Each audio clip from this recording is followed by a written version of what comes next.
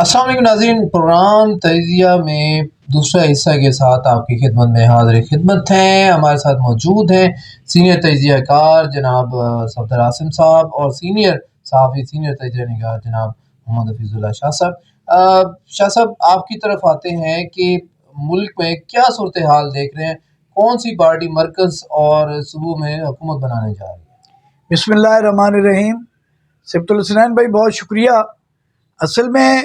چاروں صوبوں میں تو واضح طور پر جماعتوں نے برتری حاصل کی ہے، مگر وفاق میں واضح برتری کوئی جماعت حاصل نہیں کر سکی۔ ہاں، سب سے زیادہ جو پی ٹی آئی کے آزاد امیدوار ہیں، آزاد ایم این اے ہیں، وہ موجود ہیں زیادہ تعداد میں، لیکن جماعت کے لحاظ سے جو سب سے بڑی جماعت ہے وہ مسلم لیگ ہی مرکز میں اپنے نمائندے بنا سکی ہے۔ رات کو ایک پریس کانفرنس ہوئی تھی چودھری شجاعت کاف لیگ کے سربراہ کے پاس، جس میں پیپلز پارٹی کے آصف زرداری صاحب بھی تھے، ایم کیو ایم بھی تھی، باقی جماعتوں والے بھی تھے اور شہباز شریف صاحب تھے۔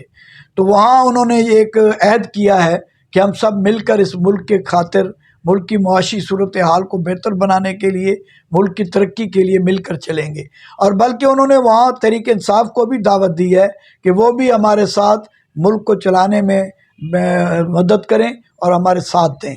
اس کے بعد جو انہوں نے وہاں اعلان کیا، تو وہاں پہلے تو شہباز شریف صاحب نے مریم نواز صاحبہ کا اعلان کیا کہ وہ وزیر اعلیٰ پنجاب ہوں گی نون لیگ کی طرف سے۔ بعد ازاں وہیں ٹویٹ ایک میاں نواز شریف صاحب کی طرف سے مریم اورنگزیب نے کیا کہ میاں صاحب نے فیصلہ کر دیا ہے کہ میاں شہباز شریف صاحب ملک کے وزیر اعظم ہوں گے، یعنی وزارت عظمیٰ کا فیصلہ اور وزیر اعلیٰ پنجاب کا فیصلہ بھی ہو چکا ہے۔ اور دیگر جو اعلان ہوا ہے کہ باقی صوبوں میں اپنی جو جن جماعتوں کی اکثریت ہے، یعنی کے پی کے میں تحریک انصاف کی اکثریت ہے، اب سندھ میں پیپلز پارٹی کی اکثریت ہے، اور اسی طرح بلوچستان میں مولانا فضل الرحمان اور مخلوط ایک حکومت جیسے پہلے بنتی ہے، تو وہ اپنے اپنے وزیر اعلیٰ کا نام جو ہے وہ اعلان کریں گے۔ اس کے بعد باقی معاملات کے لیے ایک کمیٹی بنا دی گئی جو آج یا کل فیصلہ کریں گے کہ صدر پاکستان یا سپیکر یا سینٹ چیئرمین یا دیگر معاملات ہیں۔ میں سمجھتا ہوں کہ پہلا مرحلہ یعنی رات تو انہوں نے حل کر لیا تھا، اب باقی جیسے آہستہ آہستہ معاملات یہ طے ہوں گے، اور 3 مارچ کو وزیر اعظم جو ہے وہ حلف اٹھائیں گے، اور اس دن تک یہ مسئلہ چلتا رہے گا۔ اچھا شاہ صاحب، شنید یہ ہے، ہوا یہ چل رہی ہے، افواہ یہ چل رہی ہے کہ پاکستان مسلم لیگ کی طرف سے کوئی شرط رکھی گئی ہے کہ کوئی بھی امیدوار جو کہ کامیاب ہوا ہے اور آزاد حیثیت سے کامیاب ہوا ہے، اور اگر وہ پاکستان مسلم لیگ میں شامل ہونا چاہتا ہے تو پاکستان مسلم لیگ کے ضلعی صدر جو ہوں گے اس کو ریکمینڈ کریں گے۔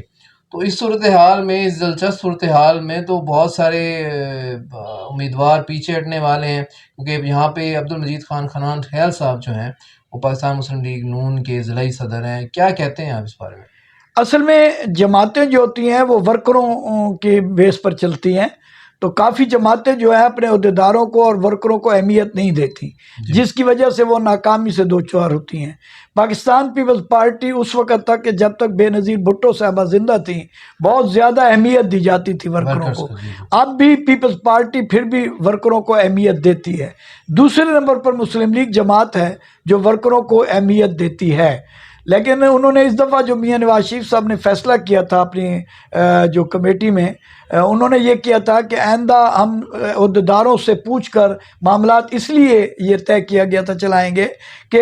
ایم این اے بنتے ہیں، ایم پی اے بنتے ہیں، ہم سے ترقیاتی کام لیتے ہیں، اور جب وقت آتا ہے تو وہ ہمیں چھوڑ جاتے ہیں اور پھر دوسری جماعت میں چلے جاتے ہیں، لہٰذا ضلعی صدر پر یہ ذمہ داری ہوگی کہ وہ، اور ضلعی صدر بھی اس سے بنایا جائے جو جماعت کے ساتھ رہے۔ اب ضلع بکر کی جو بات ہے، عبدالمجید خان خنان خیل یا ان کا خاندان نون لیگ کے ساتھ ہی رہا ہے اور اس نے بہت قربانیاں دیں اور وفا کی، تو اس طرح یعنی ہر جگہ چونکہ یہ لاگو ہو رہا ہے کہ مسلم لیگ کے ضلعی پریزیڈنٹ سے پوچھ کر ٹکٹ بھی دیے جائیں اور ان سے پوچھ کر ہی شامل کیا جائے، تو یہ میرے ذرائع کا کہنا ہے کہ جو ہے کہ اس طرح کی بات ہے، اور بکر کے جو ممبران ہیں ان میں میرے خیال میں امیر محمد خان کے لیے کوئی اتنی مشکل نہیں ہوگی کیونکہ مجید خان کے وہ رشتہ دار بھی ہیں، تو باقی جو نوانی گروپ ہے، نوانی گروپ جو ہے اس کے لیے یہ ہے کہ آئی پی پی کی معرفت وہ بھی جا سکتی ہے، کسی جماعت کی معرفت، یا معاملات حل ہو سکتے ہیں، کیونکہ جب جماعتوں کو ضرورت ہوتی ہے، آپ اگر تھوڑا سا پیچھے جائیں تو 2008 میں آپ دیکھیں کہ ڈھانڈلوں کا کتنا تعلق تھا نون لیگ کے ساتھ، اور انہیں سینیٹرشپ بھی دی گئی، ضلعی صدر بھی تھے، لیکن نوانیوں کو ان سے پوچھے بغیر نوانی جب کامیاب ہوئے تو انہیں شامل کر لیا گیا تھا۔ اب شاید کوئی تبدیلی آ چکی ہو مسلم لیگ نون میں یا جماعتوں میں، تو میرے خیال میں انہیں جب ضرورت ہو تو وہ پھر یہ باتیں جی صرف میں باتوں تک اس ہوتی طرف اپنا صدر عاصم صاحب کی طرف بھی آؤں گا۔ سر آپ اس پہ کچھ کہنا چاہیں تو؟ یہ سبت الحسنان بات یہ ہے، شاہ صاحب نے بڑی بات کی ہے، میں بھی وہی بات کرنے والا تھا کہ جب یہ لوگ حکومت سازی کے لیے اپنے مفادات دیکھتے ہیں تو انہیں نہ پارٹی کا ضلعی صدر یاد رہتا ہے جی اور نہ ہی کارکنوں کی قربانیاں یاد رہتی ہیں۔ قربانیاں جب تک قربانیوں کی قدر کی جاتی رہی تو اس وقت تک پارٹی کا نام اور پارٹی کی مقبولیت بھی رہی، اور جی جس وقت انہیں اگنور کیا جاتا رہا تو آپ جی پنجاب میں پیپلز پارٹی کو دیکھیں کہ جو نام آدمی نشان گیا جی جی جی جس جی نے مقصد ایک صدارت حاصل کی اور الیکشن پہ کھڑا ہوا، 1000 2000 جتنے بھی اپنے ووٹ لیے، اور اس کے بعد پھر غائب ہوا اور الیکشن پہ نظر آیا، یہ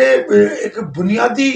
بنیاد ہے۔ جی جی عہدیدار جو ہیں ضلعی عہدیدار بنیاد ہے، میں یہ بات تسلیم کروں گا شاہ جی صاحب کی۔ لیکن جس وقت یہ حکومت سازی کا عمل ہوتا ہے، اور میں یہ کہوں گا کہ اس الیکشن میں بھی 2024 کے بھی الیکشن میں یہ اپنا جو ضلعی عہدیدار ہیں یا مقامی باڈی ہے انہیں پھر ایک دفعہ اگنور کر دیا جائے گا، اور انہیں علم تک بھی نہیں ہوگا، جیسا کہ 2008 میں ڈھانڈلے ضلعی صدارت میں تھے، نجیب اللہ خان سے سید اکبر انتخابی نشان مسلم لیگ کے مقابلے میں جیتے تھے، جی اور وہ مختلف صحافیوں کو کالیں کر کے پوچھ رہے تھے کیا یہ سچ ہے کہ جی شہباز شریف بکر آ رہے ہیں، جی شہباز شریف نوانی ہاؤس آ رہے ہیں؟ تو انہوں نے جب ان کے اپنی سیٹ سے حلقہ دریا خان سے وہ لڑے، اور انہوں نے تنظیم سے پوچھنا بھی گوارا نہیں کیا، اور انہوں نے انہیں شامل بھی کیا اور انہیں کے ساتھ الحاق بھی کیا۔ جی یہ پھر ناظرین پہ ہم اس کی رائے جو ہے وہ چھوڑ دیتے ہیں کہ شاہ صاحب کا کہنا ہے کہ پارٹی ضرور اپنے ضلعی صدور کو اس بارے میں اہمیت دے گی، اور صفدر عاصم صاحب جبکہ اس سے تھوڑا سا اختلاف رکھتے ہیں۔ آپ کومنٹ سیکشن میں ہمیں ضرور بتائیے کہ آپ کی رائے میں کون سی بات زیادہ درست ثابت ہوگی۔ صفدر عاصم صاحب یہ بتائیے، آپ نے ابھی ضلع کی بات کی اور ضلعی سیاست کی بات کی، ابھی اسی سینیاریوں میں آپ کس طرف جاتے ہوئے دیکھ رہے ہیں ضلع کو؟ جی دیکھیں، اس وقت